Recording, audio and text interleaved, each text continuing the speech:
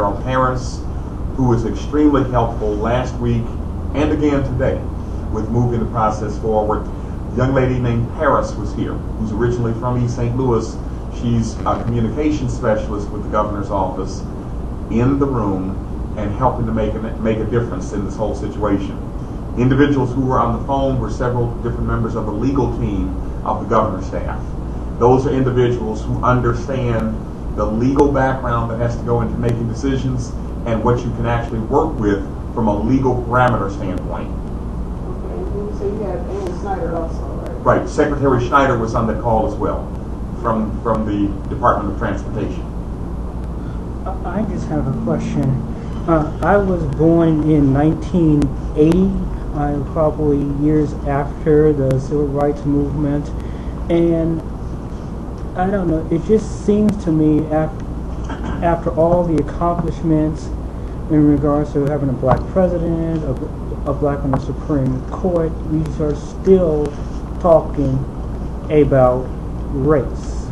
What could be done where it's become second nature for a company, just like tying your shoes, for a company just to hire someone, diversity, people in their community, so we're not continuing talking about this time and time again? I'm going to give you my answer, which really involves two quotes. One of which is, you get what you measure.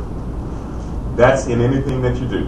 In running a city government, you have to identify the number of streets that you're looking to get repaired in a certain time period. Mm-hmm. You have to also identify the number of drug houses that you're looking to bust during a certain time period. You get what you measure. So even if you feel as if we're in 2011 now, we shouldn't have to have a certain percentage that you say we're going to seek, you still have to put something out there that's a goal for the organization and the leaders of that organization. The second point is a statement that was made about 150 years ago by Frederick Douglass. And that statement was, and it still remains true, power concedes nothing without demand. It never has, and it never will. Even though we're in 2011, basically 40 years beyond the real extensive and intense civil rights movement, we understand that sometimes unless you say, this is important to this group of people, and we're going to stand on it until you actually get in place the things that need to be in place, it's not something that's going to be just given. People don't just give you what you're looking for. You have to ask for it. And in many cases, you have to demand it.